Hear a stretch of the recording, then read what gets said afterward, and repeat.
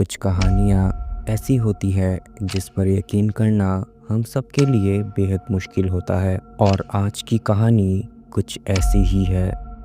एक 61 साल की महिला अचानक गायब हो जाती है और कुछ समय बाद मिल भी जाती है, मगर मिलती है 22 स्टील के टिफिन बॉक्स में बंद 300 टुकड़ों में। आप सभी ने सही सुना, 300 टुकड़ों में। ये महिला कोई मामूली महिला नहीं थी, बल्कि इंडियन आर्मी के रिटायर लेफ्टिनेंट कर्नल और शहर के एक जाने माने डॉक्टर की वाइफ थी। पर आखिर अचानक ऐसा क्या हुआ था कि एक रिटायर लेफ्टिनेंट कर्नल की वाइफ इस हालत में मिली? क्या था इस हत्या के पीछे का असली सच, जानेंगे इस वीडियो में। ओडिशा की राजधानी भुवनेश्वर में बसी नयापल्ली इलाके के एक बड़े से बंगले में इंडियन आर्मी के retired lieutenant colonel doctor Somnath Parida अपने पत्नी उषा श्री समल के साथ रहते थे। सोमनाथ परिदा ने 1970 में बतौर second lieutenant Indian army join की थी। आर्मी में सोमनाथ परिदा एक डॉक्टर के रूप में काम करते थे और उनकी गिनती आर्मी के बेस्ट सर्जन में की जाती थी। और उन्होंने 1992 में आर्मी से रिटायरमेंट ले ली थी। आर्मी से रिटायरमेंट लेने के बाद Somnath Parida world health organisation यानी कि WHO में भी कई सालों तक काम करते हैं। ये सभी जॉब छोड़ने के बाद जब सोमनाथ परिदा भुवनेश्वर में रहने लगे तो उन्होंने अपना खुद का क्लिनिक खोल लिया। डॉक्टर सोमनाथ परिदा और उषा श्री समल के 2 बच्चे थे। बेटा डॉक्टर बनने के बाद अमेरिका में सेटल हो गया था और जबकि बेटी दुबई में सेटल हो गई थी। उन दोनों के बच्चे देश से बाहर रहते थे, पर हर रोज उनकी अपनी माँ से कॉल पर जरूर बातें होती थी। बच्चों की बातें ज्यादातर अपने माँ से ही होती थी, क्योंकि सोमनाथ परिदा कुछ अलग ही मिजाज के थे। सोमनाथ परिदा को बहुत जल्दी गुस्सा आ जाता था, इसीलिए उनका किसी से ज़्यादा बनती नहीं थी। यहाँ तक कि अपने बच्चों से भी उनका रिश्ता अच्छा नहीं था। कहने को तो उनका घर एक आलीशान विला था, पर उस घर पर पति पत्नी के अलावा और कोई भी नहीं रहता था। रूटीन के मुताबिक सोमनाथ परिदा शाम को 6 बजे ही सो जाते थे और सुबह के 3 बजे उठ जाते थे। इसी तरह समय बीतता है और साल आता है 2013। हमेशा की तरह जब जून महीने में अमेरिका में रह रहे सोमनाथ परिदा और उषा श्री समल के बेटे अपने माँ को कॉल करता है तो उनका मोबाइल स्विच ऑफ आता है। वो सोचता है शायद माँ कहीं बिजी होगी, इसलिए वो फिर से थोड़ी देर बाद फ़ोन करता है, मगर मोबाइल अभी भी स्विच ऑफ ही आता है। अगले दिन वो फिर से अपने माँ के मोबाइल में कॉल करता है, मगर मोबाइल स्विच ऑफ ही आता है।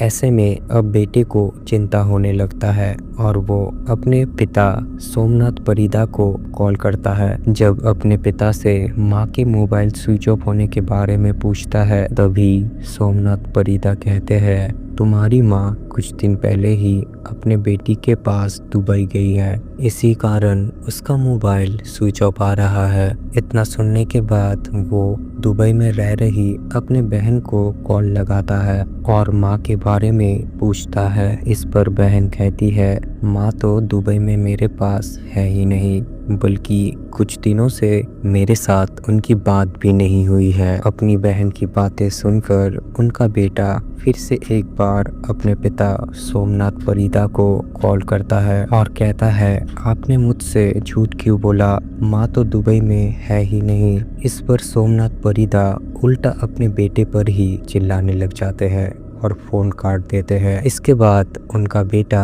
कई और बार कॉल करता है, मगर सोमनाथ परिदा फ़ोन नहीं उठाते हैं। थक हार कर बेटा भुवनेश्वर में ही रह रहे अपने मामा यानी कि उषा श्री समल के भाई रंजन समल के पास कॉल करता है और उनसे कहता है आप घर पर जाकर देखिए कि माँ कहाँ गई है। इतना सुनने के बाद रंजन समल सोमनाथ परिदा के घर पहुँच जाता है और घर के दरवाजे पर काफ़ी देर तक नॉक करते हैं, पर अंदर से कोई भी जवाब नहीं आता है। पर फिर भी रंजन समल दरवाजे को नॉक करते ही रहते हैं, पर काफ़ी देर नॉक करने के बावजूद दरवाजे के बजाय पास के ही एक छोटी सी खिड़की खुलती है जहां से सोमनाथ परिदा उषा श्री समल के भाई रंजन समल से बात करते हैं। रंजन समल जब अपने बहन के बारे में पूछते हैं तब सोमनाथ परिदा कहते हैं वो तो अपने बेटी के पास दुबई गई है। इस पर रंजन अपने जीजाजी सोमनाथ परिदा से कहते हैं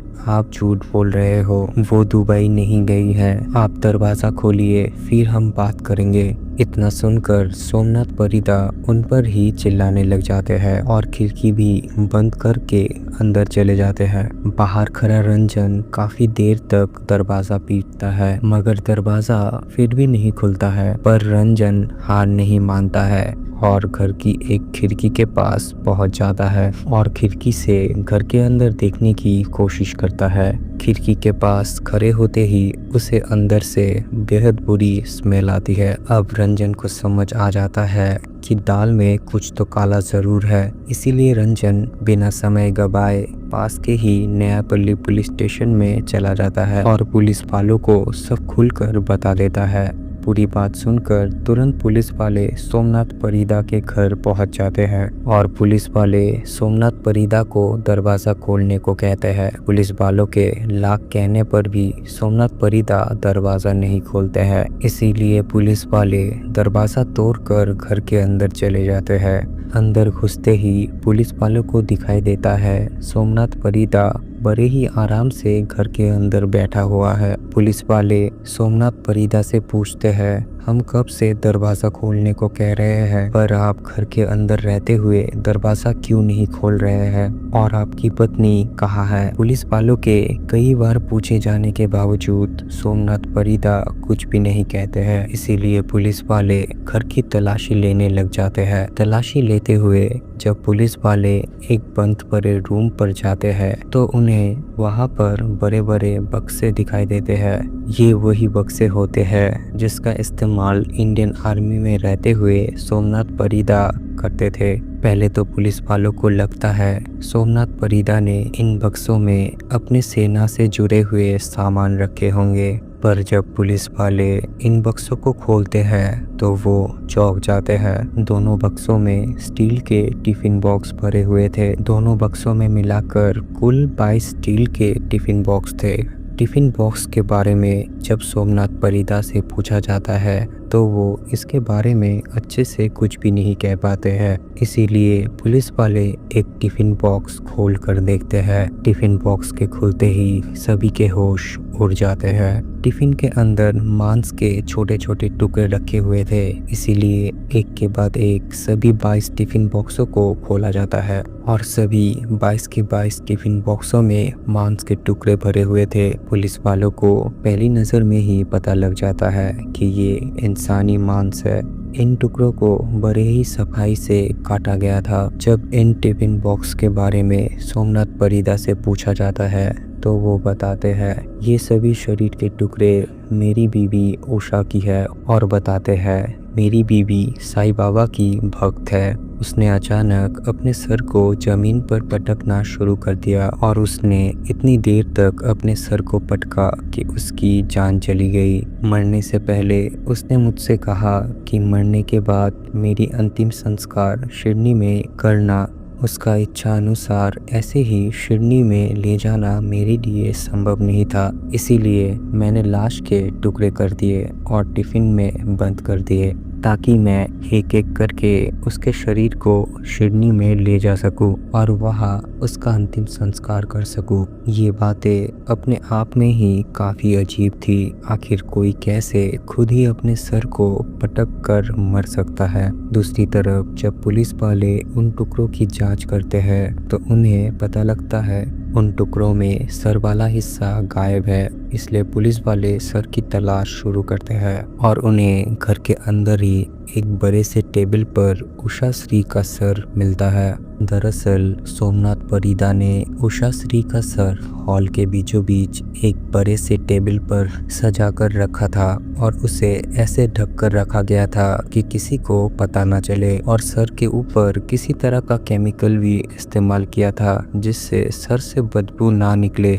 सर की हालत काफ़ी बुरी थी, यहाँ तक कि चेहरे की स्किन और बाल भी अलग हो रही थी। पुलिस वाले जब सोमनाथ परिदा से पूछते हैं, तुमने अपने बीबी का सर इस तरीके से क्यों रखा? सोमनाथ परिदा पुलिस वालों को जो बताता है वो बात काफ़ी अजीब थी। वो बताता है, मैं अपने बीबी के सर के साथ घंटों बातें करता था। पुलिस वालों को ये सब बातें सुनकर ये लग रहा था कि सोमनाथ परिदा किसी तरीके का एक साइको था। पुलिस वाले जब सोमनाथ परिदा से सख्ती से पूछताछ करते हैं तो उन्हें पता लगता है उषाश्री ने आत्महत्या नहीं की थी, बल्कि किसी बात को लेकर 3 जून 2013 को सोमनाथ परिदा और उषाश्री के बीच लड़ाई हुई थी और इसी लड़ाई के दौरान सोमनाथ परिदा ने एक स्टील के टॉर्च से उषाश्री के सर पर मारकर उनकी हत्या कर दी थी। पुलिस वालों को कातिल तो मिल चुका था,